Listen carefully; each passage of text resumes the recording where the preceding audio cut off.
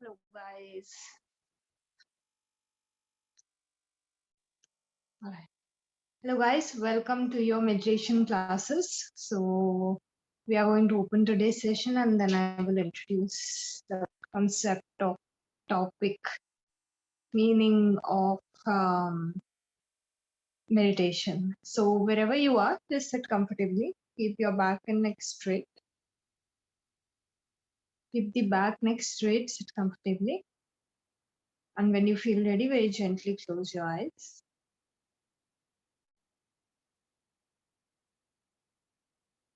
Just start connecting with your breath.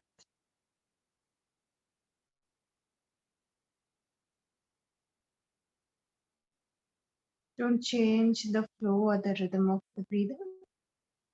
Simply connect with the breath as it is.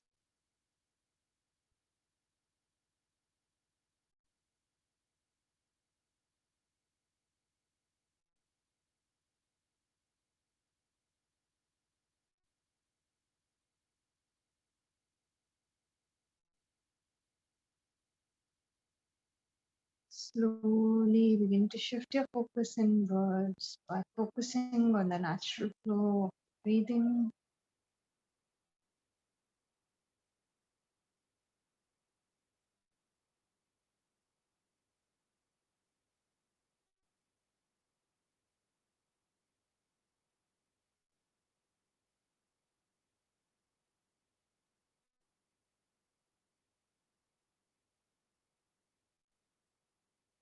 Now slowly bring your attention to your body, become aware of your posture.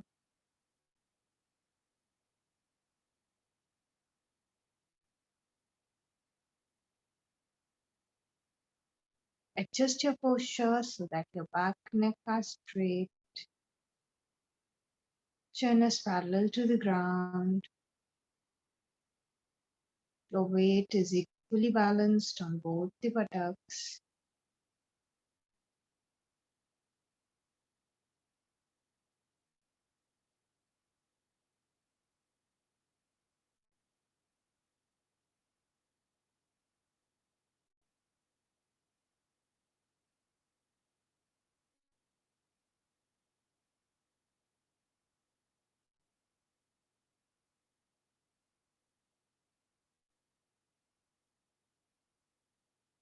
Your entire body should be comfortable and still.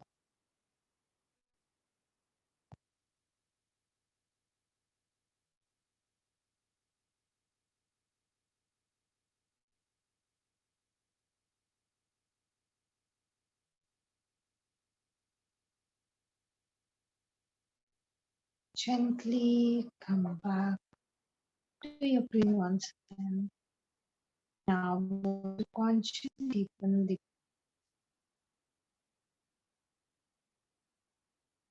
slow, long, deep inhalations, slow, long, and deep exhalations.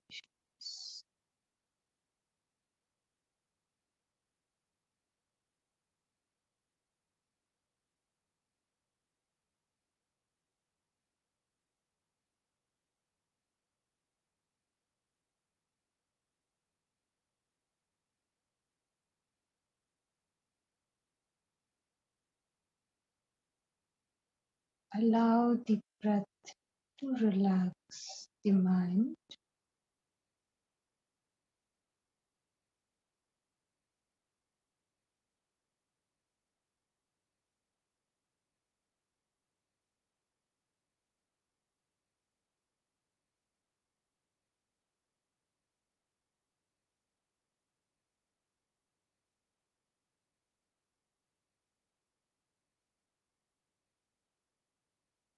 We are going to begin today's session by chanting Om 3 times, followed by 3 Shantis.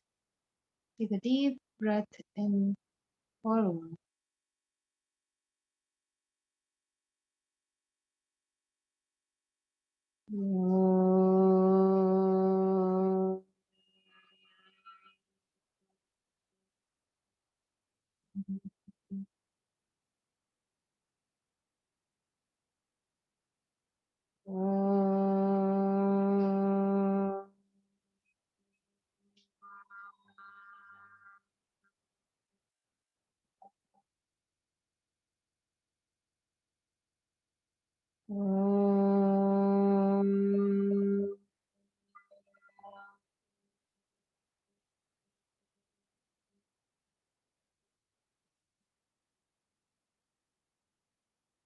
Shanti, Shanti, Shanti.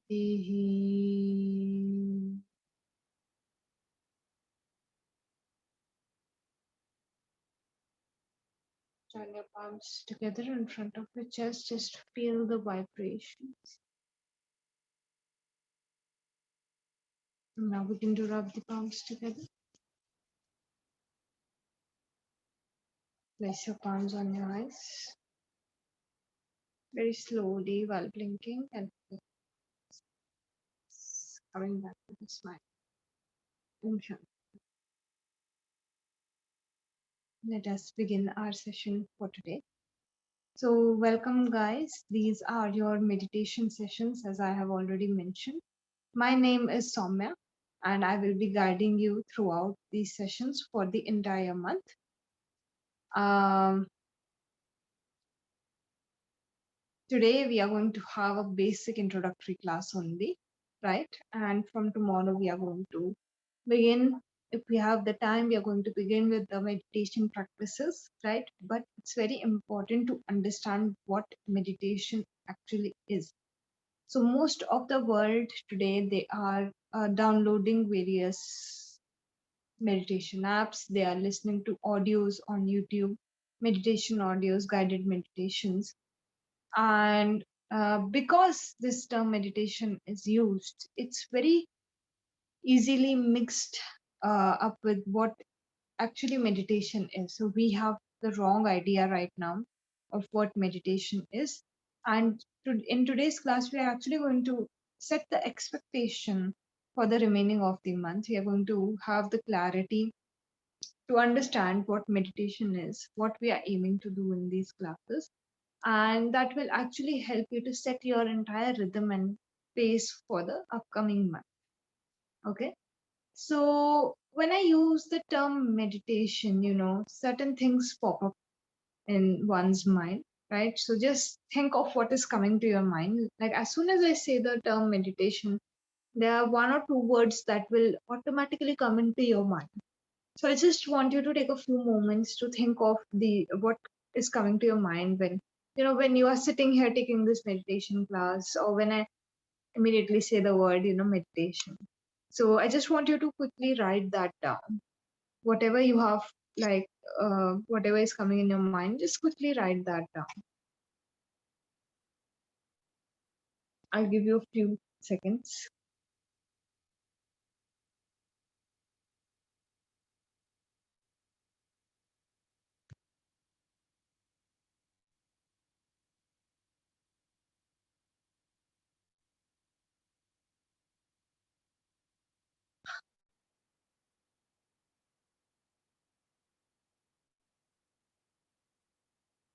All right. So we will stop now. Okay. So whatever you have written, just keep it with you.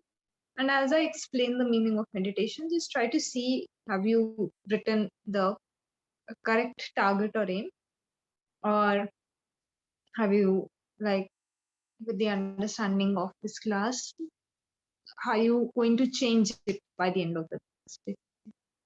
Right? So let's come to meditation. So meditation, as you know, it's an advanced practice, right? In modern times, meditation, this is seen as a tool to de-stress, to unwind, to manage one's life, proper management, proper navigation of life. It is considered to be very essential for that, especially since COVID came, right? So a lot of people who earlier thought that yoga in general or meditation specifically, they are not essential for one's life. And even if you did think it was essential, you maybe never had the time to practice it. But with COVID coming in, the entire world was put in a standstill. And a lot of people, they started questioning a lot of things that they had been doing in their lives. And, in order to find more appropriate answers for these questions, they started practicing meditation in one form or the other, maybe through the audio clips or some app, right? They have started, sitting daily 5-10 minutes for one meditation or the other, and it helps them to do this processing properly and even to relax oneself, right? So in modern times, this is the definition or the understanding. When I say, let's go for meditation, so this is the understanding that a common person, a common man will have, that okay, you know it's going to relax me, or it's going to just help me sort things out. My mind is too chaotic, so let me sit for 5-10 minutes of meditation. uh, if we come to yoga, or if we go back a little bit in time, meditation was a completely entirely different practice. With the change of time, with the change of the way in which people are taking those practices ahead, they have really lost their sense. So meditation, this term, it is having its root in the Sanskrit term. I will just share my screen. It's having its root in the term dhyan, D-H-Y-A-N,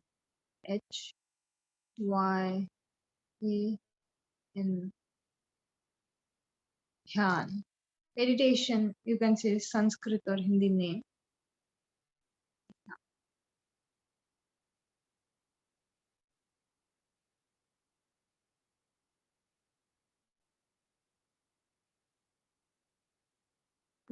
Sorry.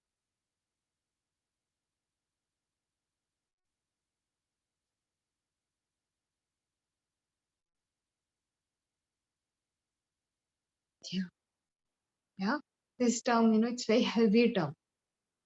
If I say meditation, I can say meditation just like that. But dhyan, it's having a lot of impact on me when I say it.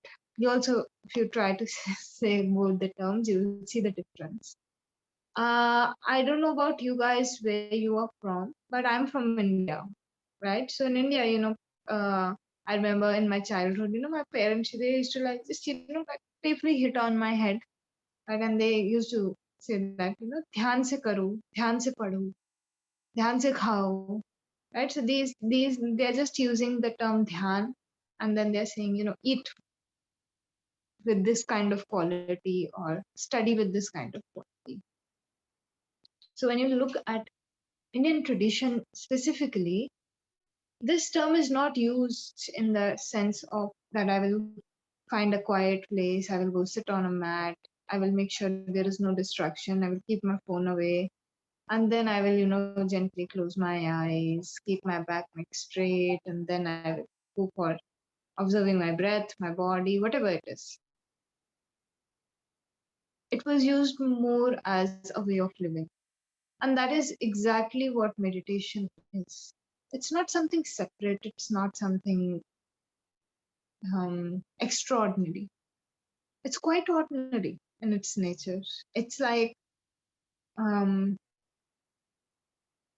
that doesn't mean that I'm not asking you to sit on your mats and do meditation. Just to clarify this thing, now you say that, you only told us it's a part of living, we will not come in your meditation class, you will not sit.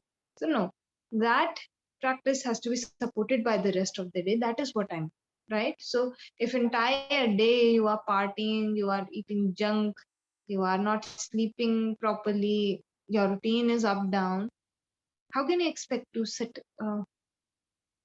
stably, comfortably for your meditation?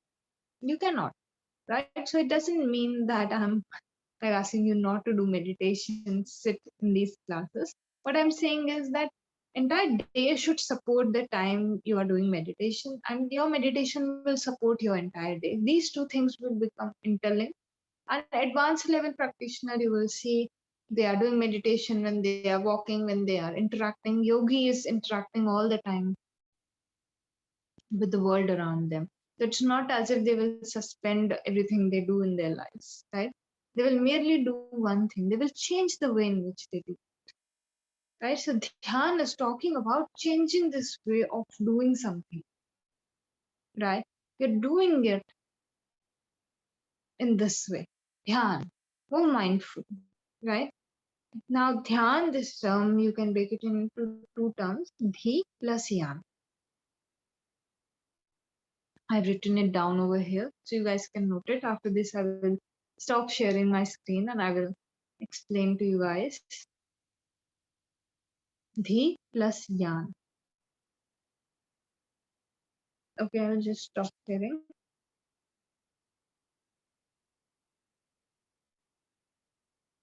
Dhi plus yan.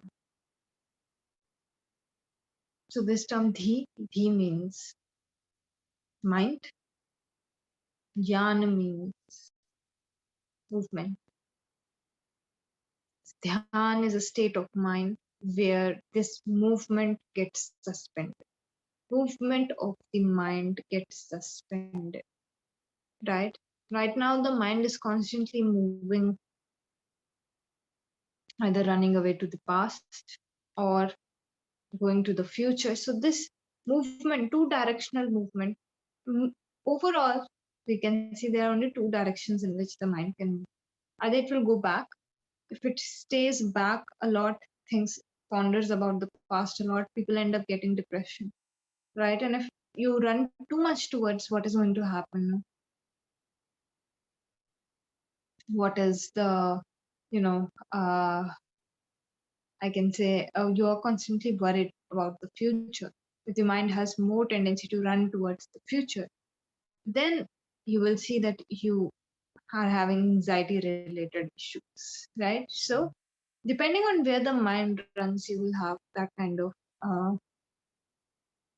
way of conduction, way in which you deal with things as well, right?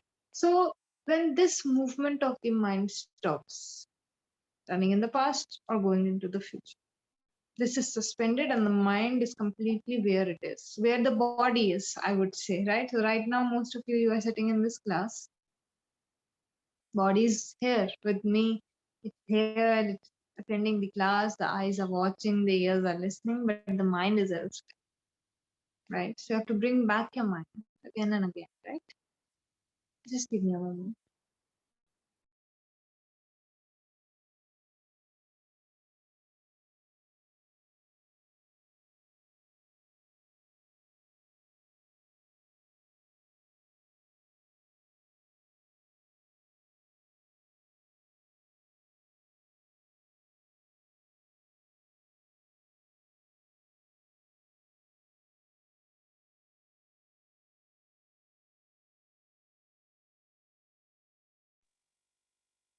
Yeah, sorry. Yeah.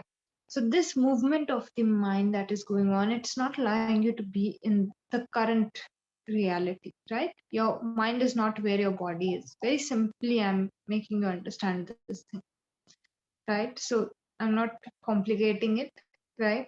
So very simply, my mind is where my body is. Sometimes, we are looking at something, mind is elsewhere, and then we bump into something. It makes for a very funny moment. But again, where is the mind? Mind is elsewhere, the body is elsewhere, right? So when the movement of the mind it stops, it gives rise to the presence, more presence in whatever you are doing, right? And because for so many years you have trained your mind to either go in one direction or the other, you have never trained it to be where it is. So beginner level, it's going to take some time. So be ready for that. It's okay. You will take good amount of time, but it's okay, right? Even advanced level practitioner closer to the goal, but still needs work, right? So there is no ideal place to start. You have taken the first step, that is the most important step. If you follow through the classes, you are going to gain a lot at the end of the course, right? So dhyan I have discussed. Now let's talk about the few qualities of meditation, right? So let's talk about. So if you open in philosophy classes, you would have, heard of the 8 limbs of yoga. In that, one limb is actually your meditation only. So to describe meditation, Maharishi Patanjali, he was the one who wrote the 8 limbs, about the 8 limbs of yoga. So in his text, he is talking about this dhyan, and he gave a very formal and proper definition. And he said, Tatra pratyek tanata dhyana. Now, no need to get confused, no need to write it down also, that is like not relevant. The qualities that he has given when he said this are relevant, which we are going to discuss in detail. So he said, Tatra pratyek tanata dhyana, which is meaning an unbroken flow of the knowledge of the object is dhyan or meditation. So again, I will share my screen. We are going to write down the various qualities. So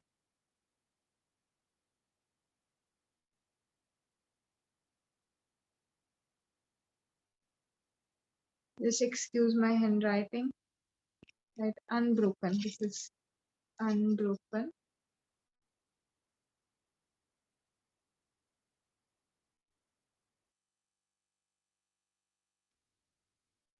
Flow. I said unbroken flow. This is the first one.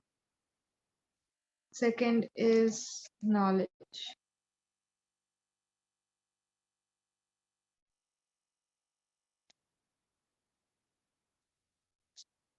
Object. Effort.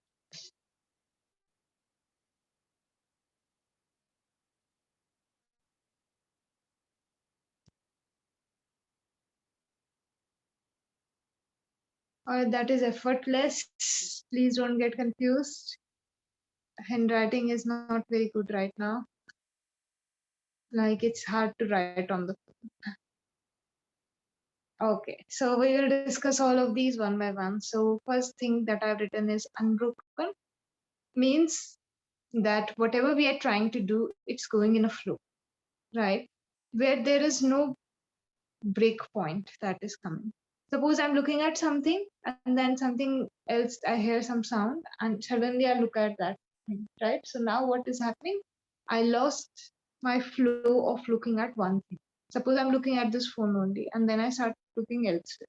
So what I've done, I have lost the flow of my consistently looking at this thing, right? So first quality of meditation is that it should be unbroken. If there is a break again and again, we will not call that state of mind meditation. So suppose right now you sit in meditation, I ask you to observe your breathing. Right now you start observing your breathing and suddenly some thought comes up, your mind, you begin to follow that thought.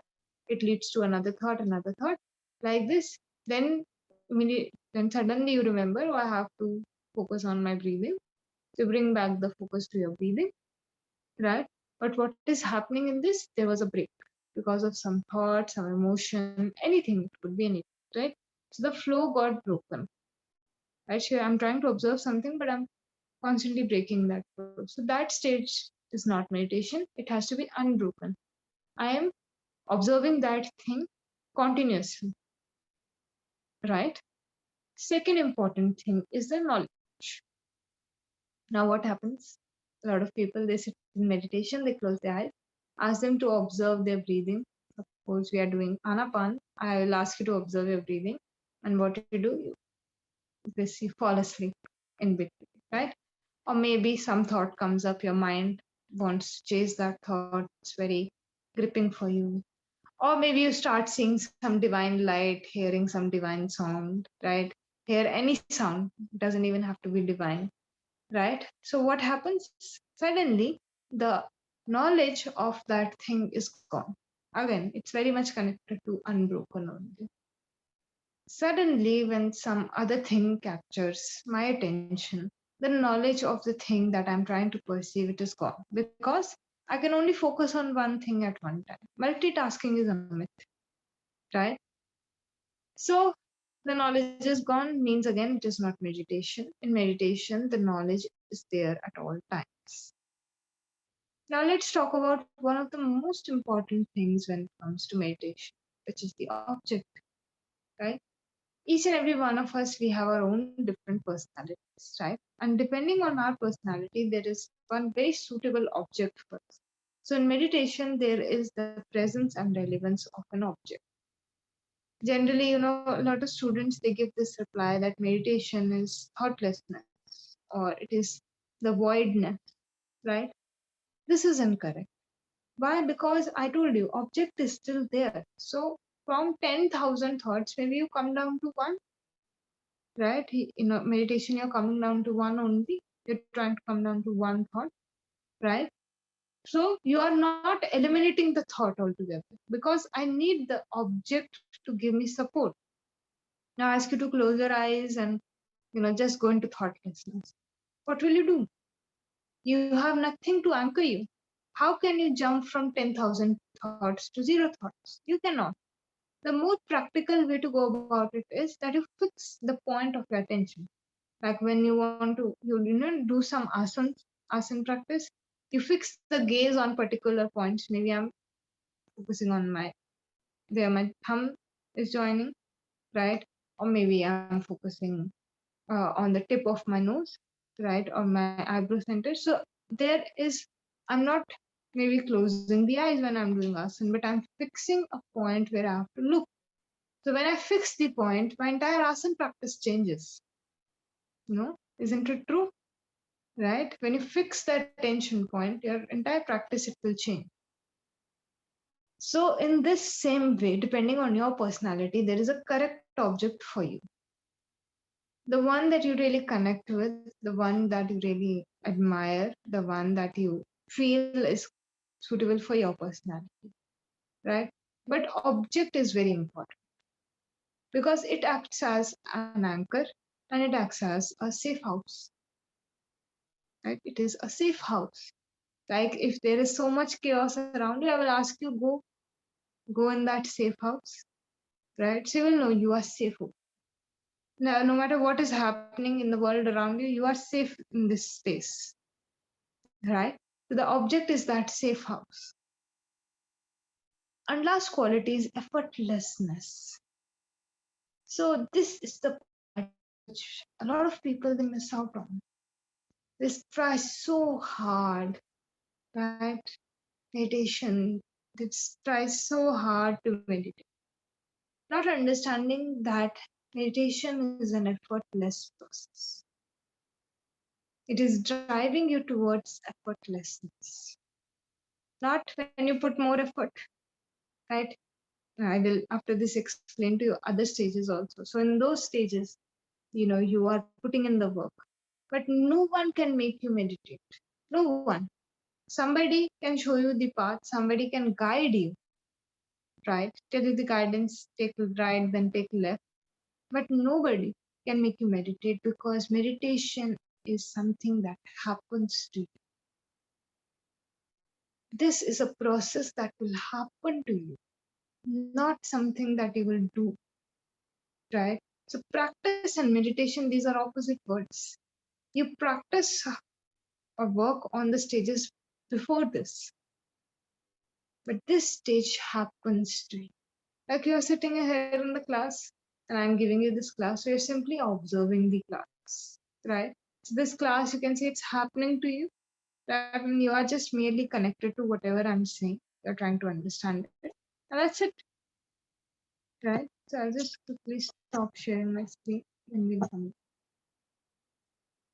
Meditation is always going to happen to you. You cannot force it. In fact, the day you make up your mind, today I'm going to do meditation, that very day you will find so much chaos in your mind. You'll run in the opposite direction because it requires complete surrender. It requires complete surrender of all the efforts. Right? So now slowly, will start getting clear what you are actually trying to do when you have this notion of meditation in your mind. And in the upcoming classes, you can keep this with you, right? So that you understand, okay, now you have a good metric in your mind. Am I in previous stages or am I meditating? Right? Okay. So, too much? I hope not. Alright, I hope all of you are awake. That is what I said, today's class is mostly introductory. So we are just going to discuss a little bit more theory and then I'll close the session. From tomorrow we will start, right? So now, third thing, which is very important for us, is this. So like I said, meditation is called dhyan. Yeah. So now this dhyan, it is taking us somewhere and it is coming from somewhere, right? We are focusing on this thing. So most of the things that you would have written in your notebook, those would be byproducts of this practice, right? So this practice is coming from somewhere and it is going somewhere. So we can say that this is like a bridge kind of practice, right? This is acting as a tunnel, taking me to the place that I want to go to. I want to go over here.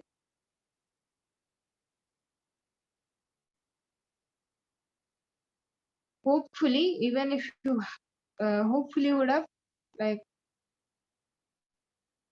somewhere or the other seen this term called Samadhi. Hopefully, even if you haven't, don't worry, I'm going to explain that.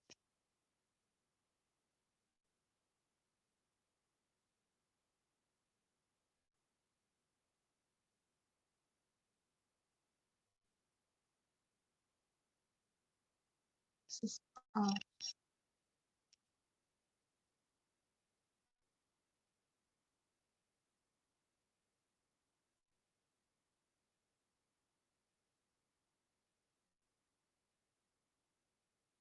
okay, I'm really sorry.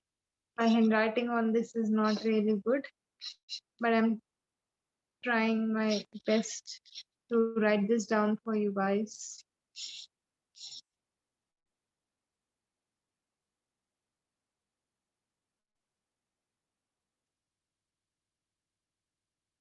Okay, that last letter is A only again. All right, so first is pratyahar, then dharana, then dhyan, then samadhi. So in these classes, what we are going to do, we are going to mainly work on this and this. The previous two stages. Like I said, I cannot make you meditate, right? That is something that will happen to you. But we can definitely put in effort over here and over here, because these are the base and the foundation for the meditation practice. If these two are lacking, there is no way in which you can reach, right? So because after this comes this stage and after this comes this stage, right? So and then this comes this stage, samadhi, right? So these are like, they are like one after the other, right? So pratyahar, let's talk a little bit about what this pratyahar is. Pratyahar means withdrawal of senses, right? All of your senses, they are having different kind of food, right? When I look at something, that thing becomes the food for my eye sense. When there is some sound, that becomes the food for my ear sense, right? So like this, you are having multiple you can say multiple food items for different senses, right? So pratyahar is the practice where I withdraw all of my senses. Why? Because whatever I'm trying to perceive, I cannot perceive it through my senses, right? But these senses do act as a very good distraction. So suppose something is moving around, so my entire attention will be on that movement, right? So I need to close my eyes. Similarly, there are a lot of sounds around me. If I want to follow them, no matter how quiet that place is, there is some kind of sound that is. So either I can just, connect with that sound if I don't want it to be a distraction, or I can completely withdraw my sense, because till the time I'm hearing the thing, whatever is happening around me, my attention is not on my object. I told you, you will lose the sight of the object, right? Then we talk of, like, once we withdraw the senses are now withdrawn from the sense objects. Then one becomes ready for the next practice, which is concentration. So if you wrote that, when you think of meditation, concentration comes to your mind. Concentration is achieved before meditation, right? Again, a very important part we will work on in these classes, right? Dharana or concentration. So now, after I have withdrawn the senses, I choose one object so that everything shouldn't get lost, no? So I choose the object, but now what happens? I'm not able to stay with the object. So what is happening? I've chosen my object, but because of some thought or some reason, I'm not able to stay with the object. So my flow gets broken, right? In previous, like few minutes back, I was talking about this breaking of the flow, right? So my flow is getting broken, and I am putting the effort to bring my attention back to my object, right? So concentration is the stage before meditation where you are constantly putting effort to stay with your object. Your thoughts will come, take you in different directions, but someday the awareness will start coming in that you have to come back and observe your object, right? When it is taking so much energy and effort, that stage is not dhyan, that is dharana, that is concentration. You cannot do concentration for entire day. Why? Because it's so tiring. No, if I make you sit for 10 minutes also, you will feel as if 1 hour has passed. Yeah? No? So many people, they will sleep in meditation. Why? Right? Because they are not worked on developing this concentration. Once you fulfill the first two stages, these I will say for us, they are the first two stages. If you look at the 8 limbs of yoga, this is the fifth and this is the sixth stage, right? If these two will form your foundation, this and this, these are going to form your foundation for meditation. The better the foundation, the more likely this stage of mind is going to occur for you. Just dhyan, right? So in dhyan, what you are doing, you are completely effortlessly with your object. And then why are we doing this meditation? Because we want to move towards the final stage, right? The last limb we want to move towards it. It is called Samadhi. Samadhi means absorption. I chose my breath, I tried to stay with it, then at one point of time I was aware of it, and then after one point of time I got absorbed in it. As if there is no distinction between me and my object. People, they start chanting mantras. So initially their mind is very disturbed, so they start chanting mantras, and then the energy builds. And then at one point of time, this self-identification doesn't remain. All there is the mantra for that person. Again, very deep level of practice, a lot of experience required for this, right? Suppose I take breath, I'm trying to first concentrate on my breath, then it becomes meditation. I am aware of my breath, and then I understand I am the breath through experience, not through words. Through my own experience, I give this validation. And that stage, we call that as the, like, you know, you can say that Samadhi is the last limb of you, right? So you are doing these practices, you are working on the first two things so that you create space for this third thing, dhyan. And as you begin to prolong your dhyan, right, or meditation, you enter into a stage which is even above and beyond it, which is called Samadhi, right? So this is the entire meaning of meditation. This is why we are doing meditation. So in these classes, your main focus should be to find the object which is suitable for your personality. One thing, you should do this. Second thing, these classes should help you to experiment with the various forms of meditation.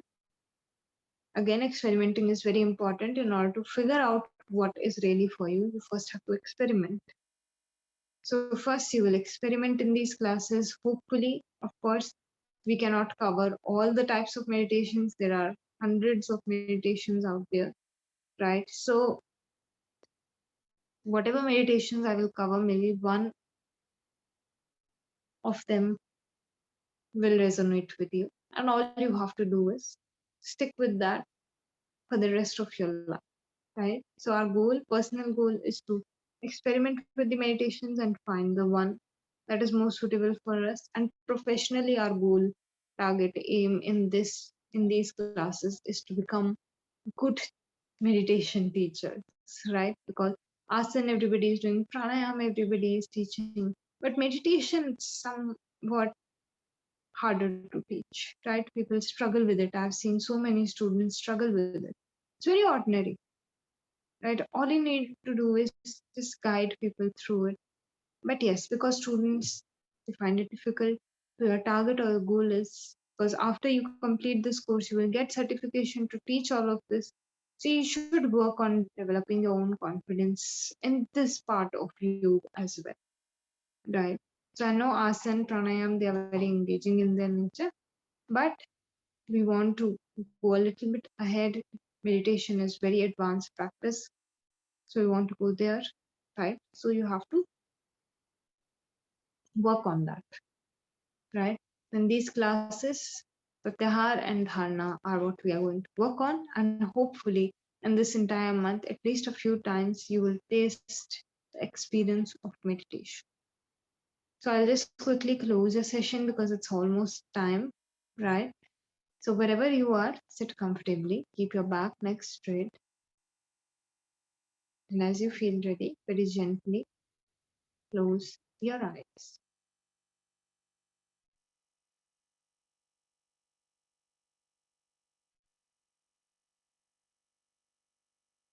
Start observing.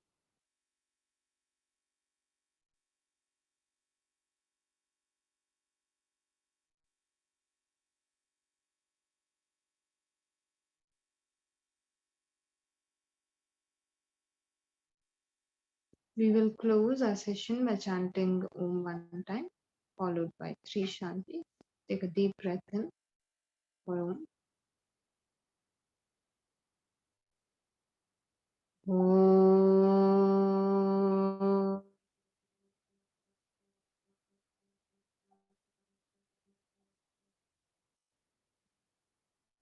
Shanti, Shanti, Shanti.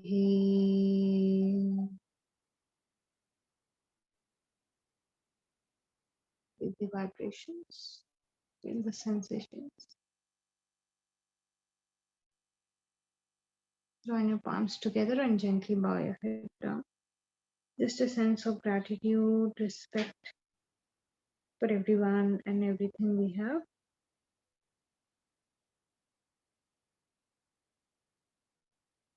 Begin to rub the palms together. Place the palms on the eyes. Now very slowly while blinking and looking at the palms, open up your eyes, coming back with a big smile on your face. Om Shanti, guys. Take care. Enjoy the remaining of the classes and I will see you tomorrow. Bye-bye.